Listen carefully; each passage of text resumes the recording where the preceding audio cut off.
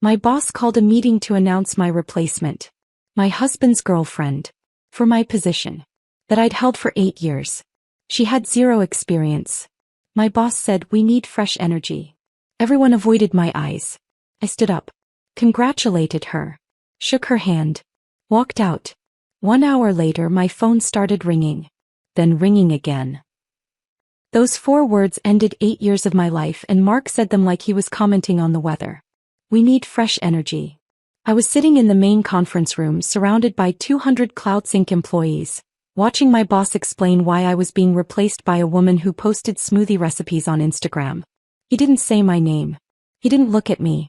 He just kept talking about evolution and next-generation thinking and authentic brand building, while I sat there trying to remember how to breathe. Before we continue, thank you so much for being here. We're almost at 100,000 subscribers, and I'm incredibly grateful for each one of you. If you haven't subscribed, please join our growing family. It's free and truly means everything. Now let's see what happened next. The woman sitting next to him, Amber, her name was Amber, smiled like she'd just won a prize. He probably thought she had. New title. Chief Brand Officer. Good salary. Corner office that used to be mine. She had no idea she was also sleeping with my husband. Or maybe she did know. Maybe that was part of the prize. Amber brings a perspective we haven't had before, Mark continued, gesturing toward her like she was a product he was unveiling. She understands how to build authentic connections with audiences in ways that traditional marketing strategies just can't achieve anymore. Traditional marketing strategies. That's what my work was now. Traditional. Old. Ineffective. Disposable. I'd built CloudSync's entire brand from scratch. I'd written every press release, designed every campaign, secured every media relationship that put this company on the map. When CloudSync was 10 people crammed around folding tables, I was here.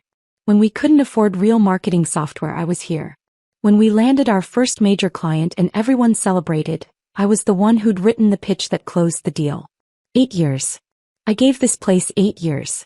And Mark was erasing all of it in one meeting with catered sandwiches and bottled water. We're restructuring to optimize for growth, Mark said, and now he was looking at me. Finally. The pity in his eyes made me want to throw something. Vanessa has been foundational to CloudSync's success. We're grateful for everything she's built. She'll be transitioning to new opportunities. New opportunities. He made it sound like a gift. Like he was doing me a favor by firing me in front of everyone I'd ever worked with. Amber stood up to speak. I'm just so honored, she said, and her voice had that breathy quality of someone who'd never had to fight for anything. I really believe that authentic storytelling is about connecting with people's energy, you know? And I can't wait to bring my vision to CloudSync's brand. My vision. My brand. The one I'd created when she was probably still in college learning how to use Instagram filters. I looked around the room. Jordan from my team wouldn't meet my eyes. Priya was staring at her lap. Elena, my assistant, had tears streaming down her face but wasn't making a sound. The rest of my marketing department sat rigid like they were afraid that moving would make them complicit. But other people were nodding. Smiling. A few were even clapping. Younger employees mostly. The ones who thought fresh energy mattered more than actual results. My phone buzzed in my pocket. Then again. Then again. I pulled it out slightly, glanced at the screen. 23 missed calls. Texts from journalists asking what was happening. Screenshots of an Instagram post Amber had made this morning, announcing her new role before I even knew I was losing mine. In the photo I was visible in the background. Blurry but there. My face showed everything I was feeling right now. Shock, betrayal, pain. And she'd posted it anyway. She'd turned my worst moment into her content. Mark was still talking. We'll have transition meetings this week to discuss logistics. Vanessa will be training Amber on current campaigns and client relationships. Training her. They wanted me to train my replacement. The woman who was sleeping with my husband. The woman who'd taken my job. They wanted me to smile and be professional and hand over 8 years of work like it meant nothing. We're asking everyone to welcome Amber and support her during this transition, Mark said. This is an exciting evolution for CloudSync. Evolution. That's what they were calling it. Evolution required things to die so new things could grow. I was the thing that needed to die. Amber was answering questions now. Someone asked about her marketing background. She talked about building community and authentic engagement through her Instagram following. She didn't mention campaigns, strategy, metrics, results. She mentioned her follower count like it was a credential. 200,000 followers. I had relationships with journalists who reached 200 million readers. I had campaigns that generated actual revenue. I had 8 years of measurable results. But I didn't have fresh energy. I had experience. And apparently experience was the problem. People were starting to clap again. Amber was smiling wider, holding up her phone, probably already planning what she'd post about this moment. Mark was nodding, looking relieved that the hard part was over. No one was looking at me anymore. I'd already been erased. I thought about standing up. Thought about walking out right then. But something stopped me. Maybe pride. Maybe shock. Maybe the small, stupid hope that this was a nightmare I'd wake up from. Then I saw him. In the back of the room, standing near the door. David. My husband. He'd come to watch. He was here for this. His eyes met mine for half a second. Then he looked away. And I understood. He wasn't here to support me. He was here to support her. But I needed to understand how I'd gotten here. How I'd missed every sign.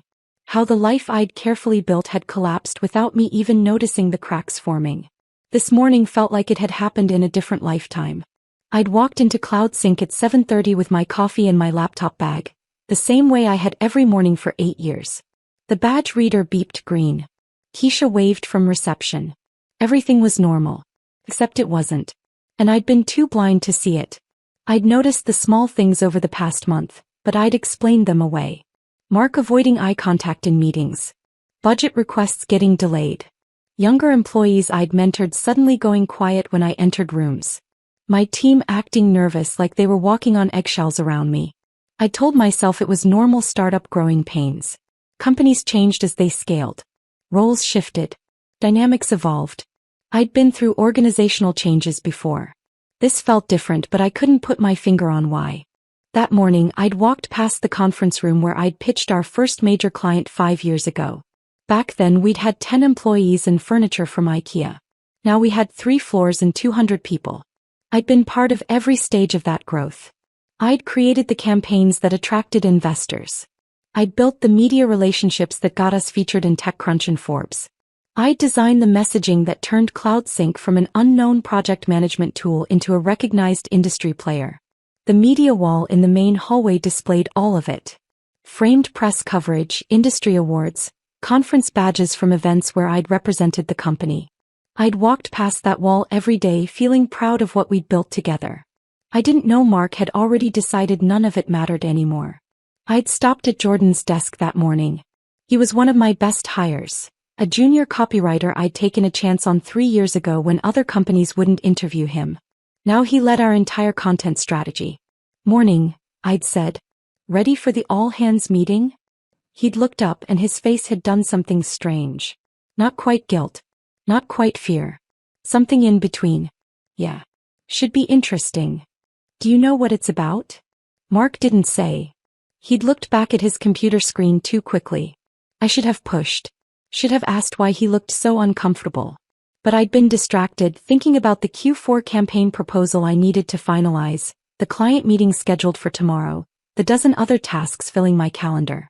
I'd been so focused on doing my job that I didn't notice my job was already gone. Elena, my assistant, had been waiting at my office door when I arrived. She'd worked with me for 4 years. I knew her kids' names, her husband's job, her mother's health struggles. We'd celebrated promotions and survived crises together. He was more than an assistant. He was family. Morning, I'd said, unlocking my office. What's on the agenda today? She'd hesitated. Just for a second. The all-hands meeting at noon. Mark wants everyone there. Do you know what it's about? Another hesitation. He said it's important company news. I'd assumed it was the Series C funding announcement. We'd been working toward it for months. I'd created the entire investor deck. Spent weeks perfecting every slide, every message, every data point. This felt like the natural celebration of that work. I'd been so stupid. At 11:30, I'd gathered my things and headed toward the main conference room. The hallway was crowded with people moving in the same direction, but nobody was talking. Usually before these meetings there was energy. Speculation about what Mark would announce. Jokes about how long he'd talk. Small conversations about weekend plans or project updates. That day, everyone walked in silence. And when I passed them, they looked away. I'd taken my usual seat, third row center, and pulled out my phone while waiting for the meeting to start. That's when I'd seen the notifications. 23 missed calls. 47 text messages. All from the past hour. Rachel Chin, the tech journalist I'd worked with for 5 years. Vanessa, what is happening? Is this real? Jennifer Wu, marketing director at a competing company. Call me. Something's wrong. Tim Rodriguez from our PR firm. We need to talk ASAP. My heart had started racing. I'd opened the next message. It was a screenshot. An Instagram post from someone named Amber Hayes, posted an hour ago. The photo showed a young woman standing in CloudSync's lobby, holding up her phone in a selfie. She was grinning, and the caption read, "New role alert. Chief Brand Officer at CloudSync. When you believe in yourself, the universe delivers." Chief Brand Officer. My role. My company. My lobby. And in the background of her photo, slightly out of focus, was me. Walking past. My face visible for just a moment, showing confusion and pain I hadn't even known I was feeling yet. She'd posted my humiliation before I'd even experienced it. Then Mark had walked in with Amber beside him, and my entire world had started falling apart in real time. The meeting wrapped up. Mark thanked everyone for their flexibility during this transition. People started standing, gathering their things, moving toward the catered lunch like nothing had happened. I sat completely still. Around me, my team was trying to figure out what to say. Elena touched my shoulder. "Vanessa." I stood up. My legs felt shaky but held. I walked to the front of the room where Amber was talking to Mark, laughing about something, completely comfortable in a space I'd built. "Congratulations," I said. My voice came out steady. "Strong even." Amber turned, surprised. Up close, she looked even younger. Mid-20s maybe. Barely old enough to understand what a career really meant. "Oh, thank you." She extended her hand. I shook it. Her grip was weak. "I'm really excited to learn from everything you've built." Learn from everything I'd built. While taking everything I'd built. "I'm sure you'll do great," I said. The lie tasted like metal. Then I turned to Mark. "I'll get my things." I walked out of the conference room. Down the hallway. Past my office with my name still on the door. Past the wall of press coverage I'd earned. Past the break room where I'd stayed until midnight designing our original logo. The logo that was now plastered all over Amber's Instagram feed. Past Keisha at reception, who was crying quietly into her hands. I walked through the lobby, pushed open the glass doors, crossed the parking garage, got in my car. I started the engine. My hands were shaking. I drove 3 miles to a coffee shop I'd never been to before, parked in the back corner of the lot and turned off my phone. And sat in complete silence while my entire life dissolved around me. I didn't cry. I couldn't. The shock was too complete. I just sat there staring at the dashboard, trying to understand what had just happened. 8 years. 8 years of my life. Early mornings and late nights. Weekends spent perfecting campaigns. Holidays working on crisis management. Birthdays celebrated at my desk because launches couldn't wait. Family dinners cut short because clients needed responses. Date nights canceled because emergencies demanded attention. I'd given CloudSync everything. And they'd replaced me with an Instagram influencer who posted smoothie recipes and motivational quotes. Fresh energy. That's what Mark had said. We need fresh energy. I'd built the entire foundation. But foundations weren't exciting anymore. They wanted something shiny and new. They wanted someone who understood authentic connection, even if she didn't understand strategy, metrics, or results. They wanted someone young enough to make them feel innovative. And apparently, someone young enough to sleep with my husband was even better. After an hour, I finally turned my phone back on. The notifications exploded across my screen. 53 missed calls now. 72 text messages. Emails flooding in from journalists, colleagues, former clients, people I hadn't talked to in years. Everyone was asking the same question. What happened? I didn't have an answer yet. All I knew was that 1 hour ago, I'd had a career I'd spent 8 years building. A reputation I'd earned through measurable results. A team that depended on me. A company that wouldn't exist in its current form without my work. Now I had nothing. And somehow I'd been the last person to know it was coming. I turned my phone back on because I had to. Because sitting in silence wasn't solving anything. Because the questions flooding my mind needed answers I couldn't find alone in a parking lot. The screen lit up. 89 notifications now. The number kept climbing as I watched. I opened the first text from Rachel Chin, the tech journalist. I'm trying to verify this before I write anything. Can you call me? This doesn't make sense. Jennifer Wu had sent 3 messages. Where are you? Are you okay? I have screenshots of everything if you need them. Tim from the PR firm. CloudSync's board is going to hear about this. This is a disaster. I scrolled through message after message. Former colleagues expressing shock. Industry contacts asking if the Instagram post was real. A few people I barely knew offering sympathy that felt more like curiosity. Then I saw messages from my team. Jordan, I'm so sorry. I wanted to tell you. Priya, this isn't right. None of us agree with this. Elena, please let me know you're okay. They'd known. My own team had known I was being fired, and they'd sat in meetings with me pretending everything was normal. They'd smiled at my jokes, accepted my feedback on their work. Let me believe I still had a future at the company I'd built. How long had they known? A week? 2 weeks? Had they talked about it amongst themselves, trying to decide if anyone should warn me? Or had they simply accepted it as inevitable the way you accept bad weather? My hands were shaking. I put the phone down on the passenger seat and pressed my palms against my eyes until I saw spots of light. The coffee shop in front of me was busy. Through the window I could see people ordering drinks, working on laptops, having normal conversations about normal problems. Their worlds were intact. Mine had just imploded, and they had no idea someone was sitting 50 feet away trying to figure out how to breathe through the wreckage. I picked up my phone again. Opened Instagram. Searched for Amber Hayes. Her profile loaded. 201,000 followers now. She'd gained 1,000 since this morning. Her bio read, Lifestyle Creator Chief Brand Officer at CloudSync, Manifesting Abundance, DM for collabs. She'd already updated her bio. Already claimed the title. Already made my job part of her personal brand. I scrolled through her feed. Smoothie bowls arranged artfully with fresh berries. Workout selfies in expensive athleisure. Motivational quotes in white cursive font over images of sunsets and beaches. You are the CEO of your own life. Abundance flows to those who believe. Your vibe attracts your tribe. Nothing about marketing strategy. Nothing about campaigns or metrics or actual business results. Just aesthetic photos and empty platitudes that somehow convinced Mark she was qualified to lead a marketing department. I kept scrolling. Then I found it. A post from 6 months ago. A photo of Amber at a restaurant, smiling at the camera. And in the background, slightly blurred but unmistakable, was David. My David. Sitting across from her, laughing at something she'd said. 6 months ago. They'd been together for at least 6 months and I'd had no idea. I zoomed in on the photo. David was wearing the shirt I'd bought him for his birthday. The one he'd claimed to love but rarely wore. He'd worn it for her. The caption on the photo, Best dinner conversations with the best company. Sometimes the universe puts exactly the right people in your path.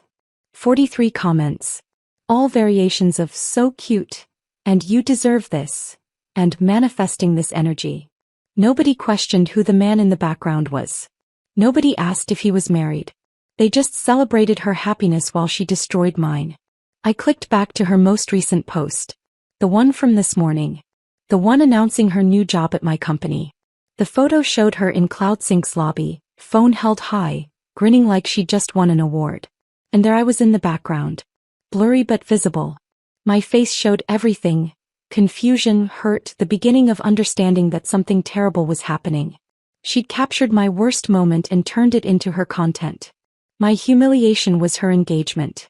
The post had 4,200 likes now. 312 comments. I read through them, my stomach twisting tighter with each one. Congratulations, Queen. You manifested this. So proud of you. This is what happens when you stay in your power. Chief Brand Officer at your age? You're literally goals. A few comments were different. Wait, who's the woman in the back? This feels uncomfortable. Did someone just lose their job? But most people didn't care. They just saw a young woman celebrating success and they celebrated with her. They had no idea that success was built on sabotage, a fair and calculated destruction of someone else's career. One comment made me stop scrolling. It was from a username I didn't recognize. That's Vanessa Mitchell. She built CloudSync's entire brand. This is messed up. Someone new. Someone in that sea of congratulations understood what was actually happening. I clicked on the username. The profile was private, but the bio said, Tech Marketing Professional. Seattle. Someone in my industry. Someone who knew my work. Someone who saw this for what it was. It was a small thing. One comment among hundreds. But it mattered. Because for the first time since walking out of that conference room, I felt like I wasn't completely alone. My phone rang. Mark calling. I stared at his name on the screen, feeling nothing but cold emptiness where anger should have been. I didn't answer. He called again immediately. Then a text. Vanessa, we need to discuss transition logistics. Please call me back. Transition logistics. He wanted to talk about how smoothly he could erase me. How quickly I could train my replacement. How professionally I could pretend this hadn't just destroyed everything I'd worked for. Another text came through. This one from HR. Hi Vanessa, we have your severance package ready for review. Can you come in tomorrow at 9 a.m. to discuss details? Severance package. Ready for review. They'd prepared everything before telling me. They'd had lawyers draft papers, HR calculate payments, Mark rehearse his speech, all while I sat in meetings thinking my job was secure. The betrayal wasn't just that they'd fired me. It was the premeditation. The planning. The careful choreography designed to make my removal look inevitable and mutual when it was neither. I thought about the past month. The strange signals I'd dismissed. Mark avoiding eye contact. Budget delays. Excluded meetings. My team acting nervous. HR's repeated rescheduling of our role evolution discussion. They'd been planning this the entire time. And I'd explained away every warning sign, too focused on doing my job to notice my job was already gone. Another call. David this time. I answered without thinking. What? Vanessa. His voice was careful like he was talking to someone unstable. I heard what happened. Are you okay? You heard what happened. I laughed and it came out sharp and bitter. You heard. Like you weren't there. Like you didn't help make it happen. Silence on the other end. Then, I know you're upset. I saw you, David. In the back of the conference room. You came to watch. More silence. I thought it would be better if I was there. For support. Support. The word felt absurd. You were there to support her. Your girlfriend. The woman who just took my job. She's not he stopped. Caught in the lie. It's complicated. It's actually very simple. You've been sleeping with her for at least 6 months. You helped her get hired at my company. You orchestrated my professional destruction so you could what? Afford to leave me? Feel less guilty? I'm trying to understand the logic here. That's not what happened. Then explain it to me. Explain how your girlfriend ends up with my job, announced at a meeting you attended, posted on her Instagram before I even knew I was being fired. Explain the logic that makes any of this accidental. He was quiet for a long time. Then, I made mistakes. I know that. But this isn't all about you, Vanessa. You've been so focused on CloudSync for years that you stopped noticing anything else. Our marriage was already over. You just didn't see it. The accusation hit like a physical blow. He was making this my fault. My obsession with work. My failure to notice. My blindness to what was happening in my own life. And the worst part was there was truth in it. I had been focused on CloudSync. I had missed signals. I had let my marriage deteriorate while I chased campaigns and press coverage and the validation that came from professional success. But I hadn't destroyed us. I hadn't lied. I hadn't betrayed. I hadn't systematically dismantled someone else's life to make room for mine. You're right, I said quietly. I didn't see it. I didn't see that my husband was capable of this level of cruelty. I didn't see that the person I'd been married to for 19 years would help destroy my career to cover up his affair. I missed a lot of things, David. But you made sure I would. Vanessa. I hung up. The phone rang again immediately. I turned it off completely this time. Pulled the battery out so it couldn't turn back on. I sat in that parking lot for another hour watching people come and go from the coffee shop, living their normal lives while mine fell apart. Then I started the car and drove home. To the house David and I had bought together 12 years ago. to the place that was supposed to be safe but now felt like just another space I was about to lose. I needed to talk to Mia. I needed to figure out what she'd meant in her text. I needed to understand how much my daughter had known while I walked through my life completely oblivious to the disaster unfolding around me. Mia was sitting on the front steps when I pulled into the driveway. She shouldn't have been home. It was only 2:30 on a Wednesday. School didn't end until 3:15 and she usually stayed late for debate practice. But there she was, backpack slumped beside her, knees pulled to her chest, face buried in her arms. I turned off the engine and sat there for a moment watching her through the windshield. My 17-year-old daughter, who used to tell me everything, who used to run to me with every problem and triumph, now looked like she was carrying the weight of something too heavy for her shoulders. She looked up when she heard the car door close. Her eyes were red and swollen. Mascara tracked down her cheeks in dark smudges. She'd been crying for a while. "Mom," she said, and her voice cracked on the single word. I walked up the steps and sat down beside her. The concrete was cold through my slacks. "Why aren't you at school?" "I couldn't stay. After I saw." She stopped, fresh tears spilling over. "I'm so sorry. I should have told you." My chest tightened. "Told me what?" She wiped her face with her sleeve, smearing the mascara worse. "Can we go inside? Please?" We went into the house. The same house we'd lived in for 12 years. The same kitchen where we'd had 1,000 normal conversations. Everything looked exactly the same as it had this morning, but nothing felt the same. I made tea neither of us would drink. We sat at the kitchen table and Mia stared at her hands like she couldn't bear to look at me. "Mia, whatever it is, just tell me." She took a shaky breath. "Dad's been lying to you. About everything. And I knew. I've known for months and I didn't tell you and I hate myself for it." The words landed like physical blows, even though part of me already knew what was coming. "How long have you known?" "Since June. 6 months." Her voice was barely above a whisper. I found texts on his iPad. I was borrowing it for a school project and messages kept popping up. From someone named Amber. They were. She stopped, her face crumpling. "They were together, Mom. Like really together." The messages were. I can't even say what they said. June. 6 months ago.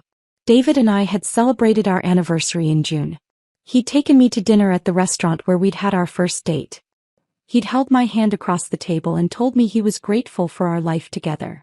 And the entire time he'd been texting another woman. Planning a future that didn't include me. "You confronted him?" Mia nodded miserably. "The next day. I showed him what I'd found.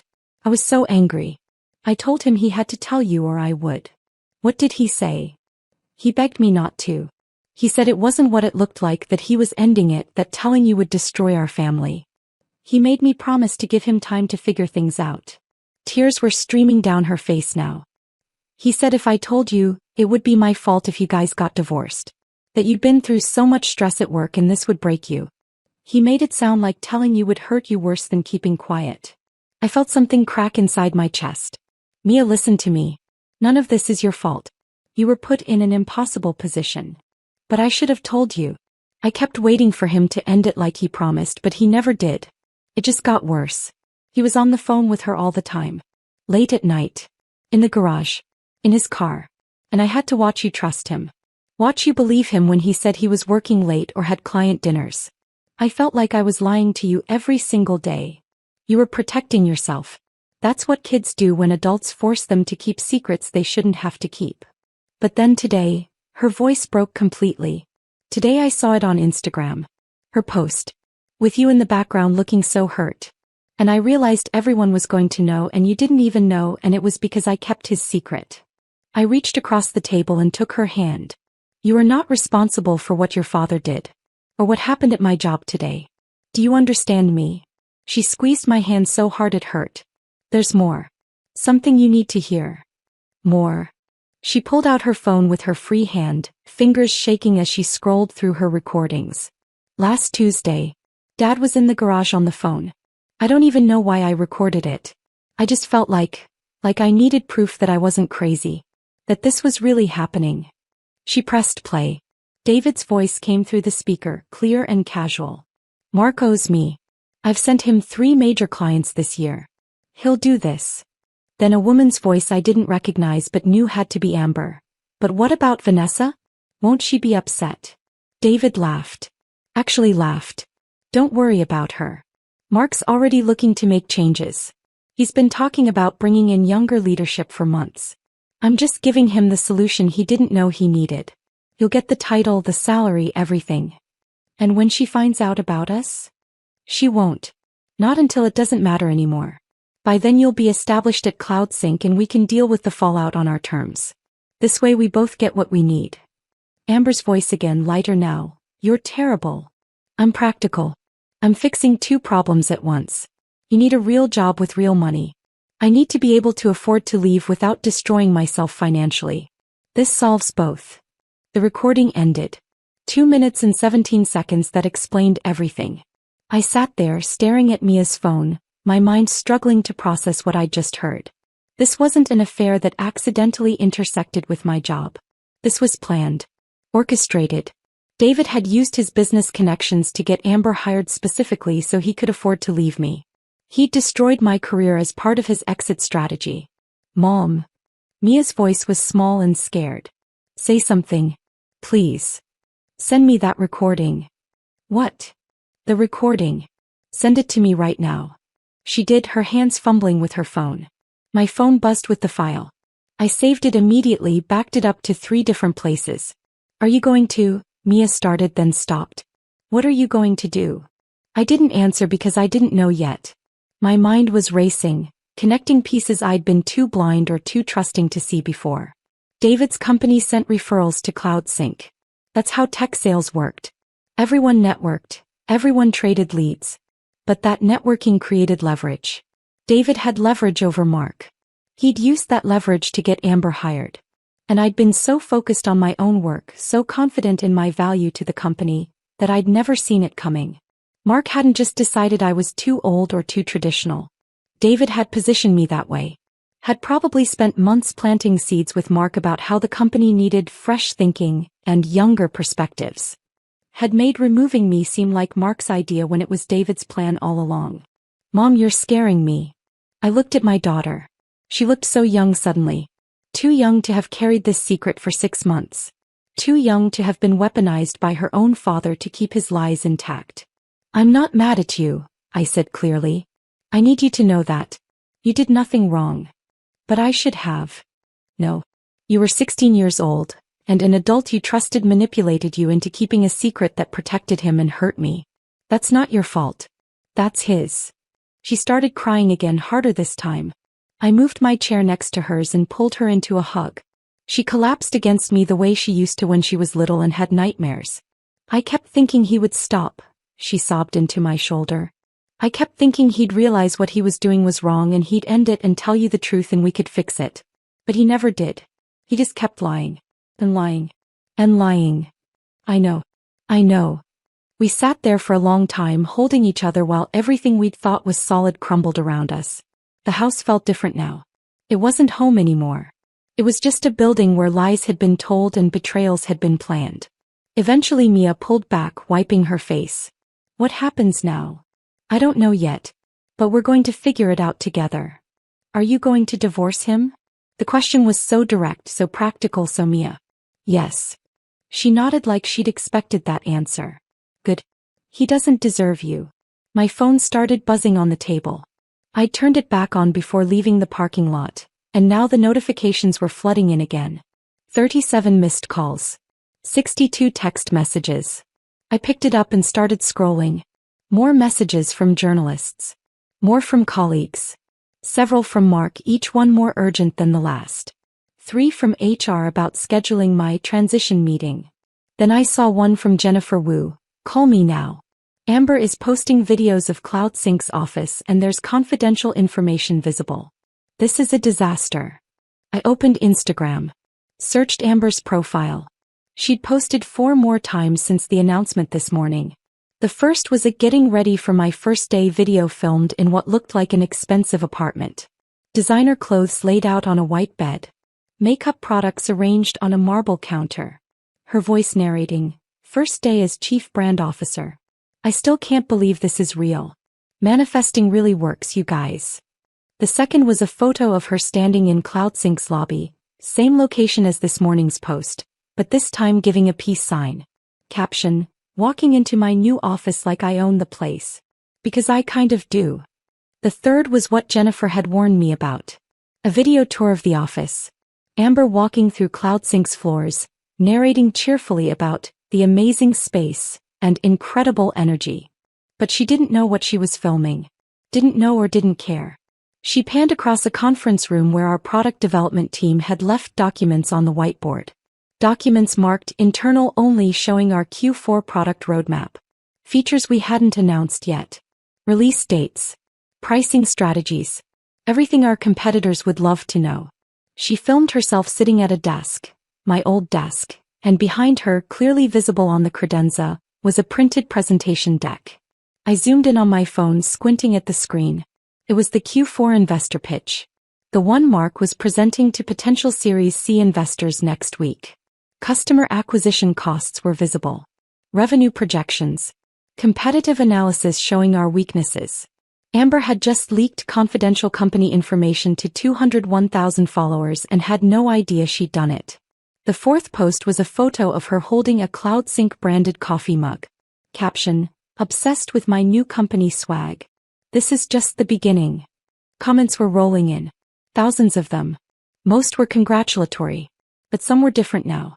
Is that internal company info in the background? Did she just leak product plans? Someone's getting fired for this. This is so unprofessional. I took screenshots of everything. Every post. Every comment.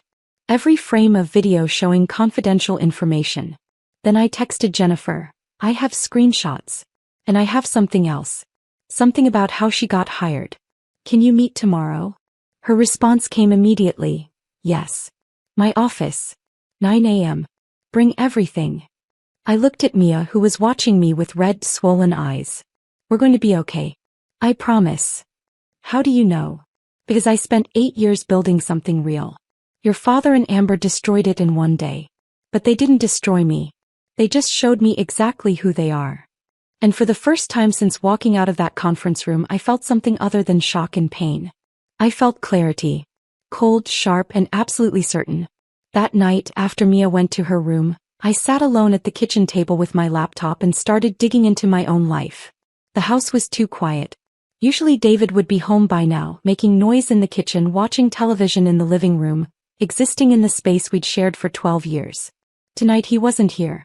I didn't know where he was and I didn't care. I opened our joint bank account.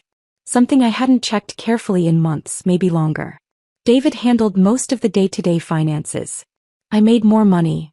My salary at CloudSync had been $140,000, but he paid the bills, managed the accounts, kept track of expenses. I trusted him with that. I trusted him with everything. I started scrolling through statements from the past year. Restaurant charges I didn't recognize. Places in Seattle I'd never been to.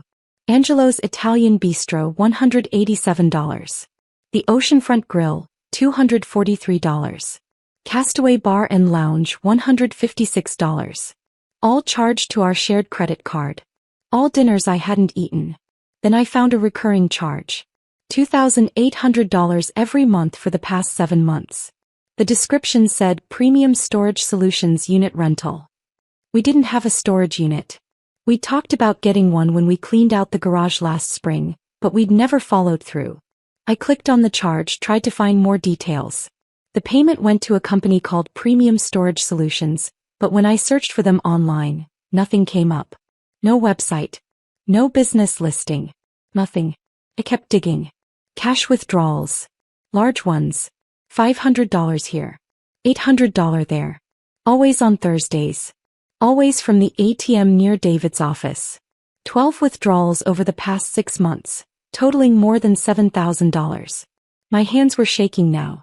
I opened another tab and logged into our home equity line of credit. The account we'd set up 3 years ago for emergencies and home improvements. The account that was supposed to have $50,000 available. The balance showed $3,200 remaining. We'd drawn down $46,800.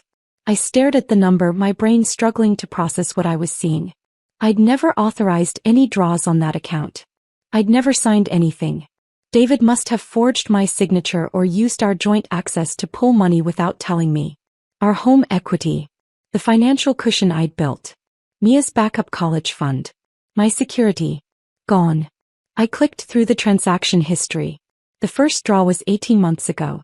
$5,000. Then another 2 months later. $8,000. Then more. And more. The amounts got larger as time went on. The most recent draw was 3 weeks ago. $6,500. Where had all that money gone? I opened David's email. I knew his password. He'd never changed it from our anniversary year, and I'd never had a reason to snoop before. I felt a brief flash of guilt about invading his privacy, then remembered he'd just destroyed my career and my marriage, and the guilt disappeared. I searched payment in his inbox. Hundreds of results came up. I started clicking through them. Receipts from something called PokerNow Elite. An online gambling site. Small amounts at first. $50 here. $100 there. Then larger. $500. $1,000. $2,500. He'd lost $31,000 over the past 2 years playing online poker. Then I found emails from someone named Marcus Chin. Subject lines like payment schedule, and we need to discuss your balance, and final notice action required. I opened them. My stomach dropped further with each one. Marcus was calling in David's gambling debts. The tone started professional but got progressively more threatening. I've been patient, but I need payment by end of month. Interest is accumulating daily. This will affect your professional reputation if not resolved soon. David owed someone named Marcus Chin $47,000. I kept searching. Found emails between David and Amber. Not the romantic ones Mia had seen. Financial ones. Venmo receipts. David sending Amber $2,800 every month since March. 7 months of payments totaling $19,600. The same amount as our storage unit charges. He'd been paying her rent. With our money. While planning to get her hired at my company. There were other payments too. Furniture for her apartment. A car repair. Her phone bill. Parking tickets. David had been funding her entire life with money from our home equity line while systematically destroying my career. I sat back from the laptop feeling sick. The scope of the deception was staggering. This wasn't just an affair. It was financial fraud. It was theft. It was calculated and sustained and completely deliberate. Then I found something that made everything worse. An email from 3 months ago. Marcus Chin to David. Subject line, proposal. I opened it. David, I have a solution that benefits both of us. I've been consulting with tech startups for the past few years, helping them optimize growth strategies. CloudSync is exactly the kind of company I'm targeting for my next engagement. If you can get Mark to meet with me and consider bringing me on as an advisor, I'll reduce your debt by $15,000. I need a foothold in a solid Series B company. CloudSync is perfect. Let me know if you can make this happen. David's response. I can make that happen. I have leverage with Mark through client referrals. Let me work on it. Another email 2 months later. Marcus, how's it going with the CloudSync connection? David, better than expected. Mark is concerned about marketing effectiveness. I've been planting seeds about needing younger leadership with social media expertise. I think I can get Amber hired there, which would position you perfectly. Once she's established, you come in as a growth consultant. Mark will trust the recommendation because it comes through internal channels. Marcus, and Amber is on board? David, she doesn't need to know the full picture. She just knows I'm helping her get a job that pays well. Once she's in, you make your move. My debt gets cleared, you get your consulting gig, everyone wins. Marcus, except your wife. David, my wife will be fine. She's talented. She'll land somewhere else. And honestly, our marriage has been over for a while. This just accelerates the inevitable. I read the emails 3 times. Then I read them again. Each time they got worse. Marcus Chin wasn't just a debt collector. He was running some kind of corporate infiltration scheme. He got people into debt, then leveraged that debt to get access to companies. David wasn't just cheating on me and destroying my career. He was helping a con artist infiltrate CloudSync. I searched Marcus Chin online. His LinkedIn profile listed him as an independent business consultant specializing in growth strategy and operational optimization for emerging tech companies. I dug deeper. Found a Reddit thread from 2 years ago. A startup founder warning others about a consultant who'd extracted proprietary information and then disappeared before the company collapsed. The consultant's name wasn't mentioned, but the description matched. Another article from a tech blog about a startup that suffered a data breach and was acquired at a fire sale price shortly after bringing on a mysterious growth advisor. No names, but the timeline matched Marcus's LinkedIn employment history. He was a corporate saboteur. He infiltrated companies, extracted valuable information, then either sold it to competitors or positioned himself for acquisition payouts. And David had just helped him get access to CloudSync. Amber was the entry point. Too naive or too self-absorbed to realize she was being used. David was the facilitator, trading my career and his integrity to clear his gambling debts. And I was the obstacle who'd been surgically removed to make the whole scheme work. I closed the laptop and sat in the dark kitchen, my mind working through everything I'd discovered. David hadn't just betrayed me personally. He'd committed fraud against our family finances. He'd enabled corporate espionage. He'd destroyed my career not because he'd fallen in love with someone else, but because he needed me gone to make his schemes work. Mark had been so desperate for his Series C funding, so convinced that younger leadership would attract investors, that he'd never questioned why David was suddenly so interested in CloudSync's hiring practices. They'd all used each other. David used Mark's desperation. Marcus used David's debt. Amber used her relationship with David. And I was the one who paid the price for all of it. My phone buzzed. A text from David: "We need to talk. I'm staying at a hotel tonight, but we should meet tomorrow." I stared at his message. He thought he could control the narrative. Thought he could explain this away, make it sound reasonable, position himself as the victim of circumstance rather than the architect of destruction. He had no idea what I knew. What I'd found. What Mia had given me.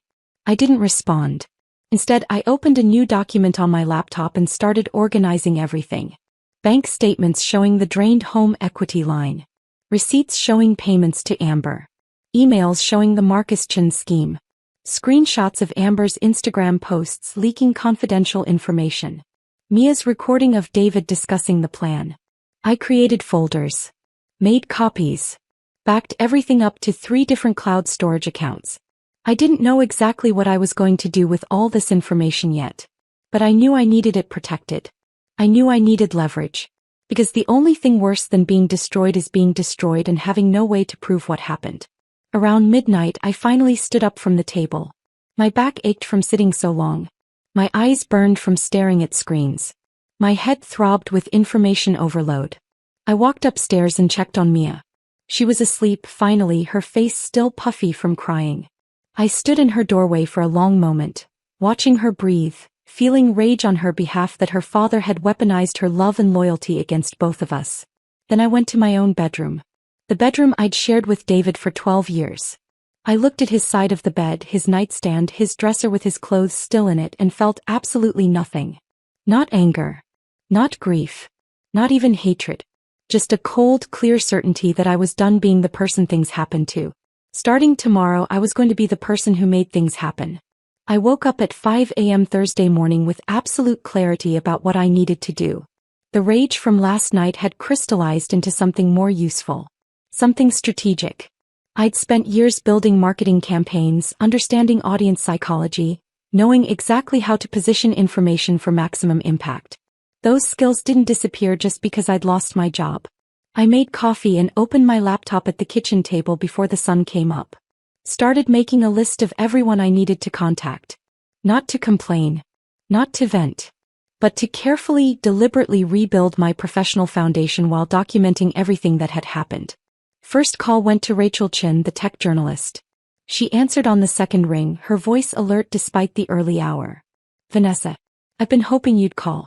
Are you okay?" "I'm fine. I need to give you a statement before you write anything." "Of course. Go ahead." I kept my voice steady, professional. "I'm grateful for my 8 years at CloudSync and proud of what we built together. The company is evolving and I'm confident in their direction moving forward. I'm excited to explore new opportunities in fractional marketing leadership and consulting." Silence on the other end. "Then, that's very diplomatic. But off the record, what actually happened?" "Off the record? I was replaced by someone with no marketing experience who's currently leaking confidential company information on Instagram. But on the record, I'm taking the high road. Rachel laughed, but it wasn't a happy sound. I saw those posts. Half the tech community is talking about them. The girlfriend angle is making it worse. I'm not commenting on that. Smart. For what it's worth, everyone I've talked to thinks CloudSync made a massive mistake. Mistakes have consequences. I'm just making sure I'm not around when those consequences hit. After we hung up, I called Jennifer Wu. She picked up immediately. Finally. I've been worried sick. Are you coming in this morning? Yes. 9 o'clock, your office. I have everything you asked for. Good. Bring the screenshots, bring the recording, bring whatever else you found. We need to talk strategy. Next, I updated my LinkedIn profile. Changed my headline to Marketing Leader Available for Fractional CMO Engagements, specializing in brand strategy and growth marketing. I didn't mention CloudSync in the headline. Didn't need to. My entire profile showed 8 years of results. Press coverage. Campaign metrics. Boards. Client testimonials. The work spoke for itself. I posted a brief update. After 8 years of building CloudSync's brand from the ground up, I'm excited to start a new chapter focusing on fractional CMO work. Looking forward to helping multiple companies benefit from strategic marketing leadership. Open to conversations with organizations that value experience and measurable results. Professional. Positive. No bitterness. No drama. Within an hour I had responses. Former colleagues commenting with supportive messages. Recruiters reaching out via DM. 3 companies I'd worked with as a vendor asking if I was available for consulting projects. By 7 a.m. I had 4 meetings scheduled for next week. All consulting opportunities. All paid. None of them requiring me to sit in an office and pretend to respect people who'd betrayed me. Mia came downstairs around 7:30, eyes still puffy but her face set with determination. She'd showered and dressed for school, but I could see the weight she was still carrying. Mom? Are you okay? I'm better than okay. I'm taking control. She sat down across from me at the table. What does that mean? It means I spent 8 years building something valuable. That value doesn't disappear just because one company was too short-sighted to see it. I'm going to keep doing what I'm good at, just on my own terms now. And Dad? Your father made choices. He's going to live with the consequences of those choices. Are you going to use the recording? The one I gave you. I looked at my daughter. She was 17, but she'd been forced to grow up too fast over the past 6 months. I don't know yet, but having it gives me options. Sometimes the threat of exposure is more powerful than actual exposure. She nodded slowly. I'm proud of you. For not falling apart. Oh, I fell apart. You just didn't see all of it. The difference is I didn't stay there. After Mia left for school, I continued working. I created a folder on my laptop labeled Documentation and organized everything I'd discovered. Bank statements showing the drained home equity line. Screenshots of David's emails with Marcus Chen. Receipts showing payments to Amber. The Instagram posts showing leaked confidential information. Mia's audio recording. I made 3 copies. 1 on my laptop. 1 on an external hard drive. 1 in cloud storage that required 2-factor authentication to access. Then I printed physical copies of everything and stored them in a locked filing cabinet in my home office. The office David never entered because he claimed my work stuff was too boring. Around 8:30, I drove to Jennifer Wu's office across town. She worked at TechVision, one of CloudSync's main competitors. We'd been friends for 6 years, meeting at industry conferences and staying in touch through occasional coffee meetings and professional advice exchanges. Her office was in a modern building in South Lake Union. Glass walls, open floor plan, the kind of workspace that screamed, "We're innovative," while actually being fairly standard for Seattle tech companies. Jennifer was waiting in a small conference room with coffee and bagels she knew I wouldn't eat. She took one look at my face and hugged me hard. "I'm so angry for you," she said. "This is beyond unprofessional. It's sabotage." I sat down and pulled out my laptop. It's worse than sabotage. It's a coordinated scheme involving gambling debts, corporate infiltration and fraud. Her eyes widened as I walked her through everything. The Marcus Chin emails. The drained home equity line. David's gambling debts. The plan to get Marcus positioned as an advisor at CloudSync. This is insane, she said when I finished. This is like corporate espionage movie plot insane. It's real. And CloudSync has no idea what's coming. Are you going to warn them? I hesitated. This was the question I'd been wrestling with all morning. I don't know. Part of me wants to watch them burn for what they did. But another part remembers that there are good people there. People I hired. People I trained. They don't deserve to be collateral damage in Marcus's scheme. What does your lawyer say? I don't have a lawyer yet. That's this afternoon's project. Jennifer pulled out her phone. I'm texting you the name of the lawyer I used for my divorce. She's sharp, she's tough, and she doesn't mess around. Tell her I sent you. Thank you. Now, let's talk about work. Real work. Are you serious about fractional CMO consulting? Completely serious.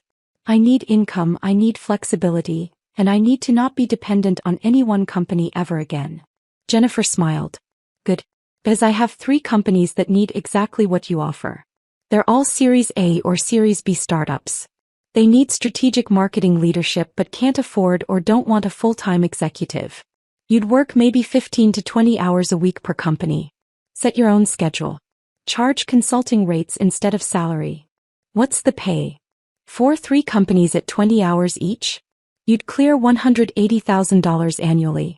More than your CloudSync salary. And you'd have autonomy they could never give you. I sat back in my chair processing this. That's actually perfect. I know. I've been doing it for 2 years. It's the best decision I ever made. No office politics. No organizational drama. Just strategy, execution, results. You do good work, they refer you to others, your reputation grows. Can you introduce me? Already sent emails this morning. All 3 companies want to meet with you next week. For the first time in 2 days I felt something like hope. Not the naive hope of thinking everything would magically fix itself. But the realistic hope that came from having a concrete plan and the skills to execute it. Jennifer leaned forward. Now, about CloudSync. What are you going to do? I'm going to wait. Let Amber keep posting. Let Marcus make his moves.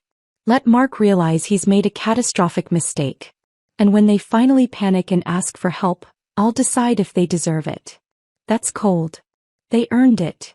We talked for another hour about logistics, rates, contract structures, how to position myself in the market. Jennifer had been through this transition herself and knew every pitfall to avoid. When I left her office around 11, I felt steadier than I had since walking out of that conference room. I had a plan. I had options. I had people who valued my expertise. I drove to a law office downtown and met with Amanda Pierce, the divorce attorney Jennifer recommended. She was in her 50s, gray hair pulled back in a neat bun, eyes sharp and assessing. I spent 90 minutes walking her through everything. The affair. The financial fraud. The drained home equity. The gambling debts. Mia's recording. The scheme with Marcus Chin. Amanda took notes the entire time, her expression getting darker as the story unfolded. This is one of the more complicated cases I've seen, she said when I finished. But you've documented everything beautifully. That's going to make my job much easier. What happens now? Now we file. Immediately. We freeze the joint account so he can't drain anything else. We file for divorce citing fraud and financial misconduct. We position you as the victim of deliberate deception, not a failed marriage. And we make sure he doesn't get to rewrite this story as a mutual parting of ways. How long does this take? In Washington, 90 days minimum. Realistically, 6 months to a year given the complexity. But we file immediately to establish timeline and intent. I signed the retainer agreement. Transferred money from my personal savings account that David didn't have access to.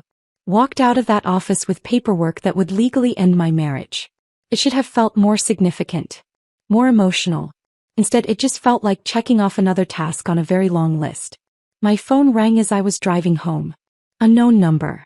I almost didn't answer, but something made me pick up. Vanessa Mitchell? Yes. This is Linda Carson. I don't know if you remember me, but I was your boss at TechCorp about 12 years ago. I did remember. Linda had been an excellent manager before I left for CloudSync. Of course I remember. How are you? I'm well. I saw your LinkedIn update this morning. I wanted to reach out because I think we should talk. About.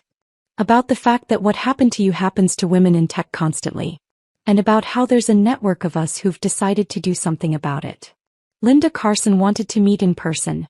She suggested a coffee shop in Fremont, neutral territory away from both our offices, though I didn't have an office anymore. I arrived 15 minutes early, ordered coffee I didn't drink, and sat by the window watching people pass by on the sidewalk. Normal people living normal lives. Going to jobs where they felt secure. Coming home to partners who hadn't destroyed them. Linda walked in at exactly 2 o'clock. She looked the same as I remembered. Sharp gray suit, confident stride, the kind of presence that made junior employees straighten their posture. But her expression was softer than it used to be. Less corporate armor, more genuine warmth. Vanessa. She hugged me before sitting down. You look good. Tired but good. I'm surviving. You're doing more than surviving. I've been watching your LinkedIn activity. 4 consulting meetings scheduled already. That's not survival. That's strategy. I managed a small smile. Old habits. Linda pulled out her laptop and opened it between us. I want to show you something. It's a network I've been building for the past 3 years. Women in tech, mostly over 40, all of whom have been pushed out of companies they helped build. We call ourselves the Collective. She turned the screen toward me. It showed a private website with profiles of about 20 women. Marketing directors, CTOs, operations managers, product leads. All with impressive credentials. All marked as available for fractional executive work. We're not a formal company, Linda explained. We're a referral network. When a startup or established company needs executive-level expertise but can't afford or doesn't want a full-time hire, they come to us. We match them with the right person. Everyone sets their own rates, their own hours, their own terms. How does it work financially? You contract directly with the client. We just facilitate the introduction. No placement fees, no commission. The only requirement is that if you get work through the Collective, you refer other opportunities back to the network when you can. I scrolled through the profiles. Every woman had a story similar to mine written between the lines of their professional accomplishments. Decades of experience. Proven results. Suddenly deemed not the right fit for companies they'd built. Why are you telling me this? Linda closed the laptop. Because what happened to you is going to keep happening unless we create alternative structures. The tech industry is addicted to youth. They think innovation requires inexperience. They're wrong, but they won't figure that out until they've burned through enough talented people. In the meantime, we need to survive. This is how we survive. The 3 companies you mentioned. They're through this network. Yes. All startups between Series A and Series C. All need strategic marketing leadership. All specifically asked for someone with real experience because they've already tried the fresh energy approach and it didn't work. Something loosened in my chest. When can I start? Next week. I'll send you the contracts this afternoon. But Vanessa. Linda's expression turned serious. You need to know that doing this work well requires letting go of what happened at CloudSync. Not forgetting. Not forgiving. But letting go enough that you can focus on building something new instead of dwelling on what you lost. I'm not dwelling. You're documenting everything. Jennifer told me. Linda held up her hand before I could protest. I'm not saying it's wrong. I did the same thing when I got pushed out of my VP role 8 years ago. I had folders full of evidence, emails, proof of my value. You know what I did with it? What? Nothing. Because I realized the evidence didn't matter. They didn't fire me because I was incompetent. They fired me because keeping me around made them feel old. No amount of proof was going to change that. So I stopped trying to prove my worth to people who'd already decided I didn't have any, and I started proving it to people who were actually looking. Her words hit harder than I expected. Because she was right. I'd been so focused on documenting David's betrayal, Amber's incompetence, Marcus's scheme, that I'd barely started actually rebuilding. What happened to the evidence? The folders. Linda smiled. Still have them. Backed up in 3 places. Because sometimes knowing you have leverage is enough. You don't have to use it. You just have to know it's there if you need it. We talked for another hour about the Collective, about fractional work, about how to position myself in the market. Linda had been through exactly what I was experiencing. She understood the specific pain of being erased by people you trusted. When we finally stood to leave, she handed me her business card. Call me if you need anything. And Vanessa? You're going to be fine. Better than fine. This is going to be the best professional decision you never wanted to make. I drove home feeling something I hadn't felt in days. Not happiness exactly. Not relief. But possibility. The sense that there was a path forward that didn't require me to destroy anyone or prove anything. I could just build something new. Mia was home when I arrived, sitting at the kitchen table doing homework. She looked up when I walked in. Mom, Dad's been calling. I know. I've been ignoring him. He wants to talk. He keeps saying you're being unreasonable. I set my bag down and sat across from her. What do you think? Am I being unreasonable? She considered the question seriously. I think you're being smart. He wants to control the narrative. If you talk to him, he'll try to make this all sound reasonable. Like he had no choice. Like you share the blame somehow. When did you get so wise? When I spent 6 months watching an adult lie to everyone and realizing I never want to be that person. She paused. Are you going to talk to him eventually? Eventually. When I'm ready. When I have all my pieces in place. What pieces? I thought about the divorce papers Amanda was filing. The consulting contracts Linda was sending. The documentation folder on my laptop with evidence of everything David had done. The network of women who understood exactly what I was going through. The pieces that mean I'm walking into that conversation from a position of strength, not desperation. My phone buzzed. A text from an unknown number. This is Tim from CloudSync's PR firm. We have a situation. Can you call me? It's urgent. I showed Mia the text. What do you think this is about? Amber probably did something else stupid. Called Tim. He answered on the first ring, his voice strained. Vanessa. Thank God. We need your help. With what? Amber posted another video. This one's worse. She filmed a strategy session where Mark was discussing the Series C pitch. The entire financial model is visible on the screen behind her. Plus customer churn data. Plus competitive weaknesses. It's been live for 3 hours and has 50,000 views. I closed my eyes. And you're calling me why? Because Mark is panicking. The board is furious. Our lead investor saw the video and is threatening to pull out of Series C discussions. We need crisis management, and you're the only person who knows how to handle this. I don't work there anymore, Tim. I know. But we need you. Mark wants to hire you back as a consultant. Emergency rates. Whatever you want. I looked at Mia, who was watching me with wide eyes. Tell Mark I'll think about it. I'll have an answer for him Monday. Monday. Vanessa, this is happening now. Monday, Tim. That's the best I can do. I hung up. Mia was staring at me. You're going to help them? After everything? I don't know yet. I need to think about whether they deserve help or whether they deserve to learn this lesson the hard way.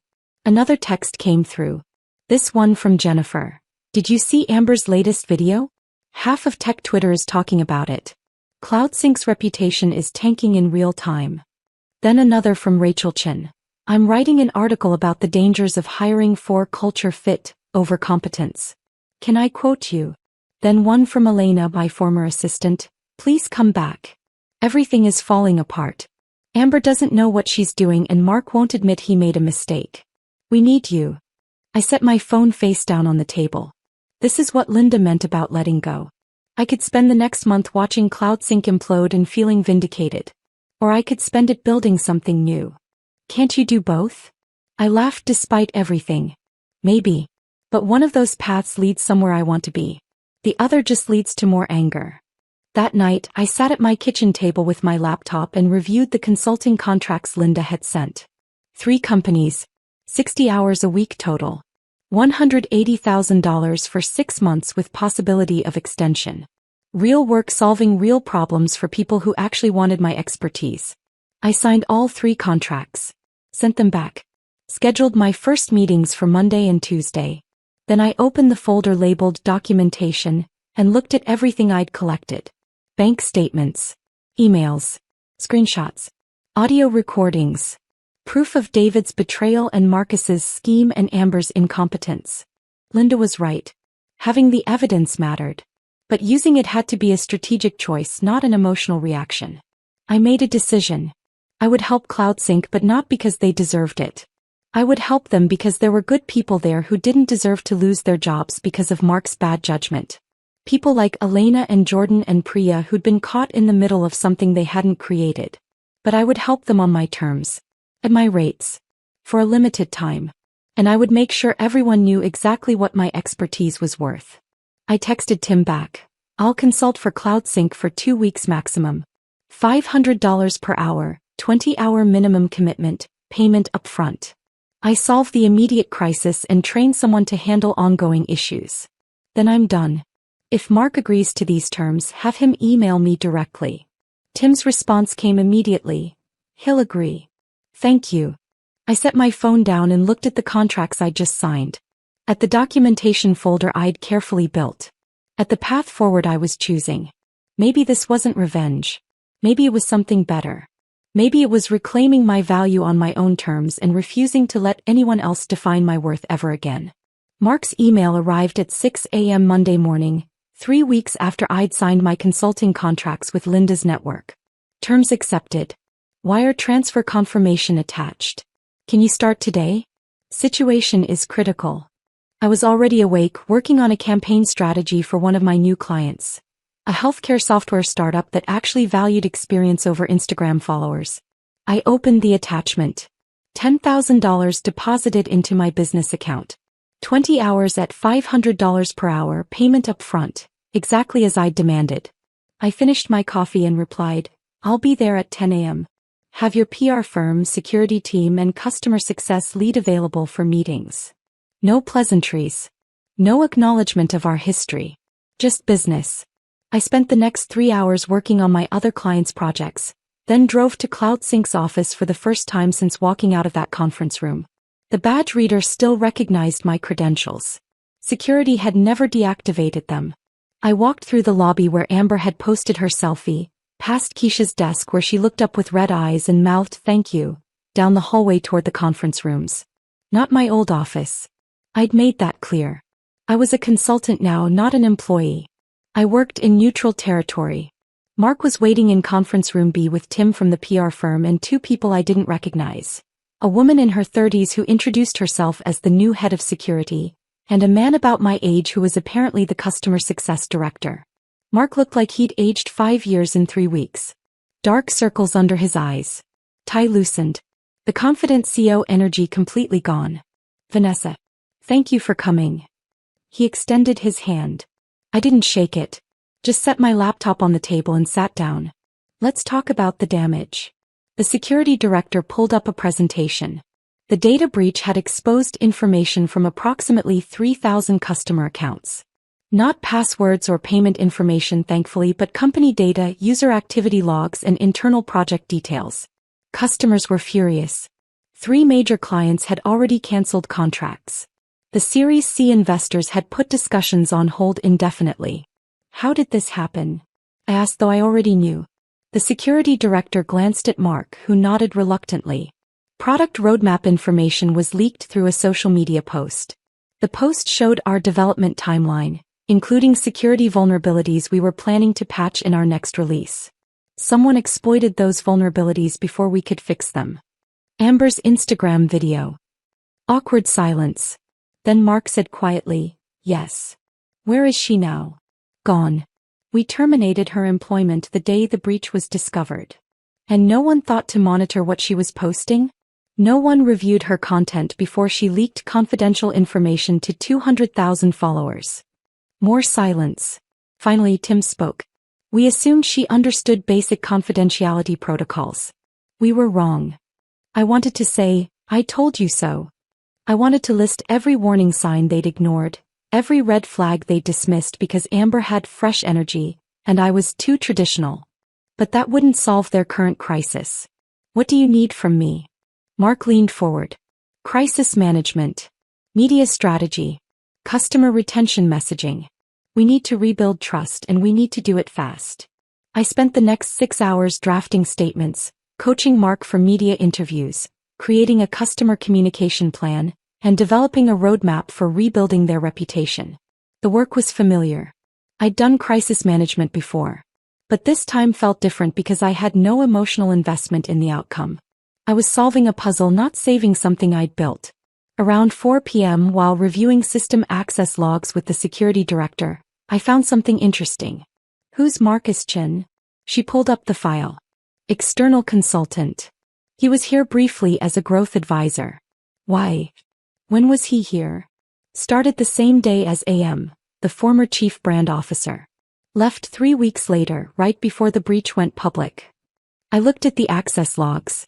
Marcus had been granted system permissions that gave him access to financial projections, customer data, and internal strategy documents. Things a growth advisor might legitimately need to see. Except he'd downloaded all of it 2 days before the breach was announced. Who approved his access? She scrolled through the authorization records. The chief brand officer granted initial access. Then it was extended by. She paused. By Mark. I looked at Mark across the conference room. He was on the phone with an investor, his voice strained, promising the situation was under control. He had no idea what had actually happened. He thought this was about Amber's social media incompetence. He didn't know about David's gambling debts, Marcus's scheme, the deliberate infiltration of his company by someone who'd done this before. I could tell him. I could explain that this wasn't just a hiring mistake, it was corporate sabotage. I could show him the emails I'd found on David's laptop, the pattern of Marcus's previous jobs ending in data breaches and fire sale acquisitions. Or I could finish my contract, collect my payment, and let him figure it out on his own. I made my decision. I walked over to where Mark was sitting. He ended his call when he saw my expression. We need to talk. Privately. We went into a smaller conference room. I closed the door. Marcus Chin. Tell me about him. Mark looked confused. Growth consultant. David referred him. Why? David referred him. Yes. David's company has worked with Marcus before. He vouched for his credentials. I pulled out my phone and showed Mark the email I'd screenshotted from David's laptop. The one where Marcus offered to reduce David's gambling debt in exchange for access to CloudSync. The one where David agreed to position Amber as the entry point. Mark's face went white as he read. David orchestrated this. David was desperate. Marcus exploited that desperation. Amber was the naive entry point. And you were too focused on appearing innovative to see what was actually happening. How long have you known about this? 3 weeks. And you didn't tell us? I met his eyes directly. You fired me. You replaced me with someone who had 0 qualifications because she made you feel young and relevant. You humiliated me in front of 200 people. Why exactly would I rush to save you? Mark slumped in his chair. You're right. I made a terrible decision. I let David and the board pressure me into thinking we needed younger leadership. I convinced myself that experience was less valuable than energy. I was wrong. Yes. You were. Is Marcus still accessing our systems? No. He got what he came for and disappeared. But you need to investigate whether he sold your data to competitors. And you need to figure out if he's done this to other companies. Mark rubbed his face. What do I do? You hire a forensic security firm to trace what Marcus accessed and where it went. You notify your legal team about potential corporate espionage. You prepare for the possibility that your competitors now have information they shouldn't have. And you pray your insurance covers some of this. Will you stay and help with that? No. My contract is for crisis communications, not corporate investigations. I've done what you paid me for. The rest is your problem. I stood to leave. Mark stood too. Vanessa. I know this doesn't fix anything, but I'm sorry. I'm sorry for how I handled your departure. I'm sorry for not trusting the person who'd actually built this company. You deserved better. The apology landed flat. Not because it wasn't sincere, but because it didn't matter anymore. The damage was done. CloudSync would survive this, probably. They'd implement better security, hire people who actually knew what they were doing, learn expensive lessons about valuing substance over style. But I wouldn't be there to see it. And I didn't care. Goodbye, Mark. I walked out of CloudSync for the second time, but this time I wasn't devastated. I was done. Finished. Released from any remaining emotional attachment to a place that had decided I didn't matter. I got in my car and drove home to my apartment, stopping to pick up dinner from the Thai place Mia and I both loved. When I walked in, Mia was on the couch doing homework. She looked up. How was it? Satisfying. And empty. Both at the same time.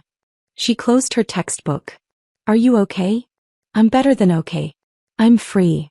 That night, after Mia went to bed, I was working on my laptop when someone knocked on my door.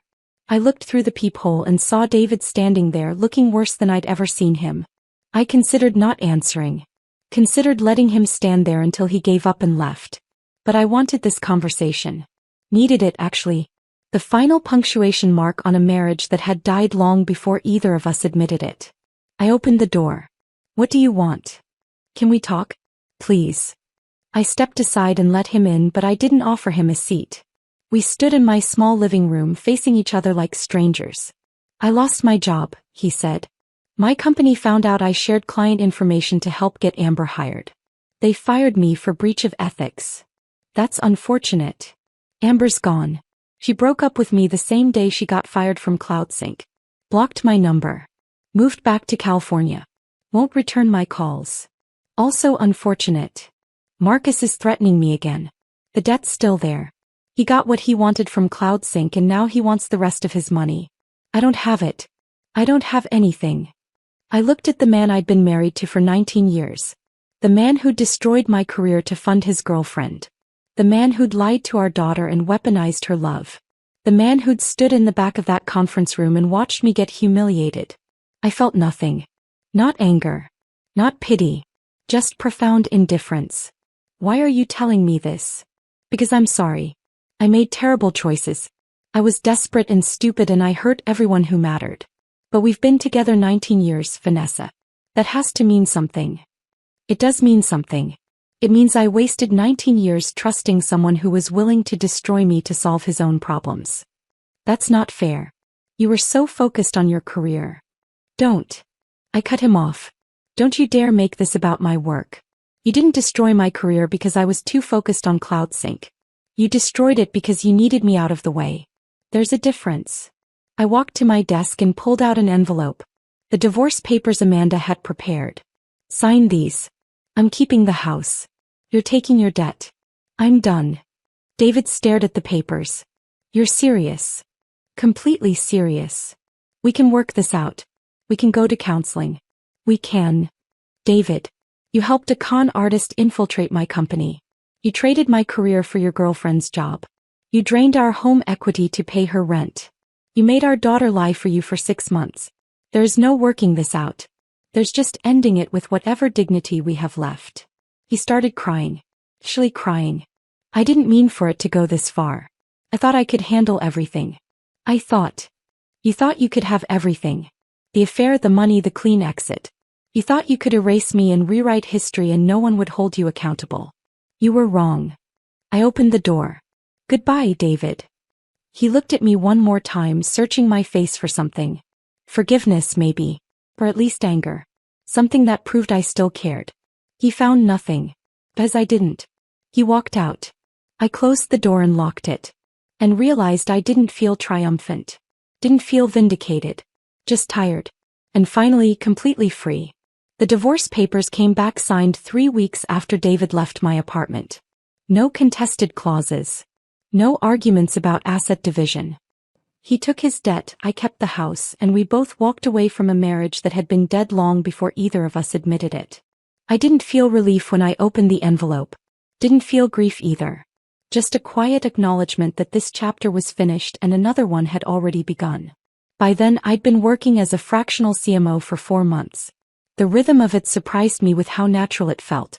Mondays I worked with a healthcare software startup, helping them refine their messaging for hospital administrators. Tuesdays and Thursdays were for an e-commerce platform targeting small business owners, building their content strategy from scratch. Wednesdays I consulted for a financial services company that needed someone who understood both digital marketing and traditional relationship building. I worked from coffee shops mostly. Sometimes from my apartment when I needed quiet for strategy sessions. Occasionally from co-working spaces when I wanted the energy of other people working around me. I set my own hours. Took Fridays off completely.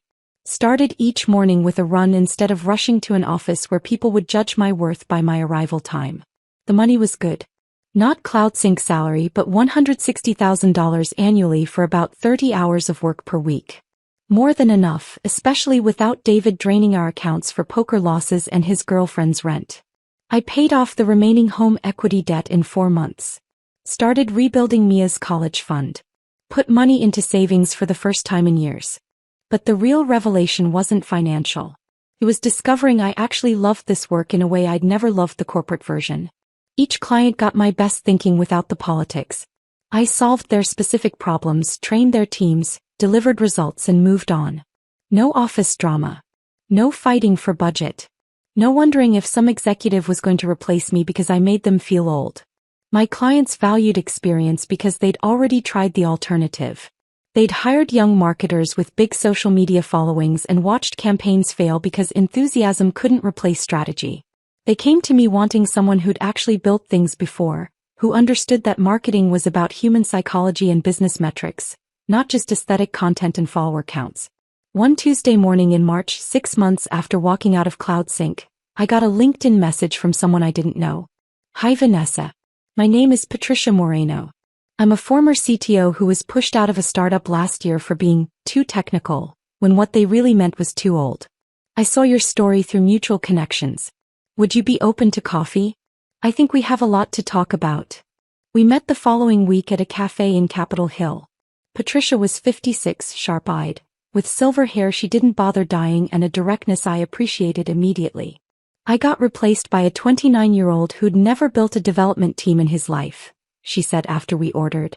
The board called him a digital transformation expert. His main qualification was that he'd worked at Google for 18 months as a junior engineer. How long did he last? 4 months. Then they came crawling back asking me to consult. I told them my rate was triple what they'd paid me as CTO. They paid it. I laughed. Good for you. The thing is, Patricia continued, this isn't rare. This is everywhere. I know at least a dozen women who've had nearly identical experiences. We're all talented, all have proven track records, all got pushed out for younger, less experienced people. And we're all doing fractional or consulting work now because the corporate world decided we weren't valuable anymore. It's like they think expertise expires after 40. Exactly. So I've been thinking, what if we formalized this? Created a network of experienced executives who do fractional work. We could refer clients to each other, share resources, maybe even market ourselves collectively. Over the next hour, Patricia introduced me to the concept that would become the Rebuild Collective. She'd already connected with 4 other women, all in their 40s, 50s, and early 60s, all pushed out of tech companies they'd helped build, all rebuilding on their own terms. We started meeting monthly. Just the 6 of us at first, gathering in someone's living room or a quiet corner of a restaurant, sharing war stories and client leads. Patricia had been a CTO. Sandra Kim had been a VP of operations. Elena Vasquez had led product development. Carmen Rodriguez had run customer success. And me with my marketing background. We were all good at what we did. Really good. We'd just been discarded by companies that confused age with obsolescence. Sandra suggested we create a website. Market ourselves as the Rebuild Collective. Experienced executives available for fractional leadership. Make it clear we're not looking for full-time positions. We're offering expertise on demand. We built the site together, wrote articles about the value of experience, got ourselves interviewed by business publications about age discrimination in tech. We positioned ourselves not as victims but as solutions to a problem companies were creating for themselves by prioritizing youth over competence. And slowly companies started reaching out. Startups that had hired inexperienced leaders and watched their operations fall apart. Established companies that needed strategic guidance without corporate politics. Organizations that had learned the hard way that fresh energy couldn't replace institutional knowledge. The collective grew. 10 women by summer. 15 by fall. Each with deep expertise in different areas. Each available for project work.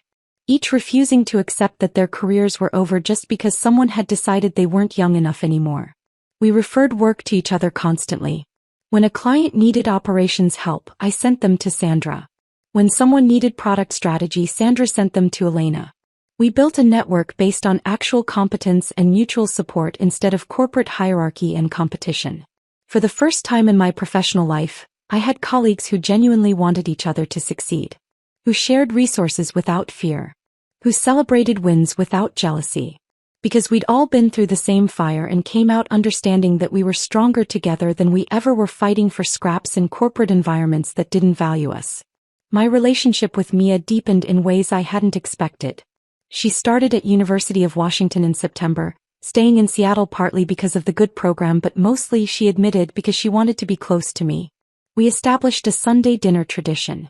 Sometimes I cooked, sometimes she did, sometimes we ordered takeout and ate on my apartment balcony watching the sunset. We talked about her classes, her friends, her struggles with trusting people after watching her father lie so systematically. I keep wondering if I'll ever be able to believe someone again, she said one evening in October. Like, how do you trust anyone when someone you thought you knew completely turns out to be a completely different person? You learn to trust yourself first, I told her. Trust your instincts. Trust your judgment. Trust that you can survive even if someone betrays that trust. The problem wasn't that you trusted your dad. The problem was that he weaponized that trust. She was seeing a therapist, working through the guilt of keeping David's secret. I was seeing one too, unpacking years of tying my self-worth to professional achievement, learning to value myself beyond what I could produce or accomplish. Sometimes we talked about David. Not often and never with the sharp anger of those first weeks. Just acknowledging the complicated grief of losing someone who'd been important even though he'd ultimately been harmful. Do you miss him? Mia asked once. I miss who I thought he was. I don't miss who he actually turned out to be. Do you think he's okay? I'd heard through mutual acquaintances that David had moved to Montana, taken a sales job with a small company, was slowly paying off his debts. Amber had disappeared completely from social media after the CloudSync disaster. Marcus Chin was apparently operating under a different name, targeting startups in Austin now. I think your father is learning consequences, I said. Whether that makes him okay or not isn't my problem anymore. Once a month, Mia and I volunteered together at a nonprofit that helped women re-enter the workforce after career gaps. I worked with women in their 50s who felt invisible, who'd been stay-at-home mothers or caretakers and now needed employment but couldn't get past age discrimination and resume gaps. You're not starting over, I told them. You're starting from experience. That's completely different. You've managed households, coordinated schedules, solved problems, dealt with crises. Those are leadership skills. You just need to learn how to translate them into language employers understand. Watching Mia listen to these conversations, seeing her grow into someone who valued integrity and resilience over appearances and shortcuts, made everything I'd survived feel purposeful. She was learning what real strength looked like, what rebuilding actually required, what it meant to refuse to let other people define your worth. On a Saturday morning in late November, exactly 1 year after that conference room meeting, I sat in my apartment with coffee and looked at my calendar for the week ahead. Monday, client strategy call at 10, content review at 2.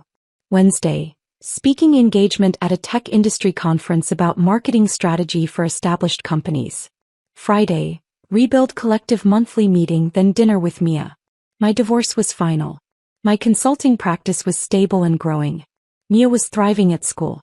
I had a community of women who understood exactly what I'd been through because they'd survived it too. I'd heard CloudSync was struggling. Mark had stepped down as CEO last month after the Series C funding fell through. They'd hired an experienced CMO, someone in her 50s with an actual track record, but the damage to their reputation was taking time to repair. Several key clients hadn't renewed contracts. Employee morale was apparently low. I felt no satisfaction hearing this. No vindication. Just a distant acknowledgement that actions had consequences and those consequences were playing out exactly as they should. Amber was back to posting smoothie recipes and workout selfies, her brief corporate career apparently forgotten. Her follower count had dropped to 180,000. The comments on her posts occasionally mentioned that CloudSync disaster, but mostly people had moved on to the next influencer, the next drama. David was in Montana and I hoped he was figuring out who he wanted to be without debt and affairs and schemes. I didn't hate him anymore. Didn't think about him much at all. He was someone I used to know who'd made choices that had freed me from a life I'd outgrown without realizing it. I looked at the woman sitting in that coffee shop, the one I'd been a year ago, turning off her phone and sitting in stunned silence while her life dissolved. I wanted to tell her she'd be okay. Better than okay. That losing everything would force her to discover what actually mattered. That the worst betrayal would lead to the most authentic version of herself. But she wouldn't have believed me. She needed to walk through the fire to understand she couldn't be burned. I wasn't the same person who'd walked out of that conference room. I was harder in some ways, less trusting, less naive about corporate loyalty, but softer in others. More present with my daughter, more honest about my needs, more willing to ask for help. I'd stopped needing applause. Stopped needing validation from people who couldn't see my value. Stopped measuring my worth by titles or salaries or how many hours I worked. I'd built something real. Not for a company. Not for a husband. Not for anyone's approval. Just for myself. A life that felt authentic and purposeful and entirely mine. And that, I realized, was worth more than any corner office ever could be. If this story of calculated justice and powerful rebuilding had you rooting for Vanessa from start to finish, hit that like button right now. My favorite part was when Vanessa walked back into CloudSync as a consultant charging $500 per hour, making them pay for the expertise they thought they could replace. What was your favorite moment? Drop it in the comments below. Don't miss more empowering stories of women who refuse to stay down. Subscribe and hit that notification bell so you never miss an upload.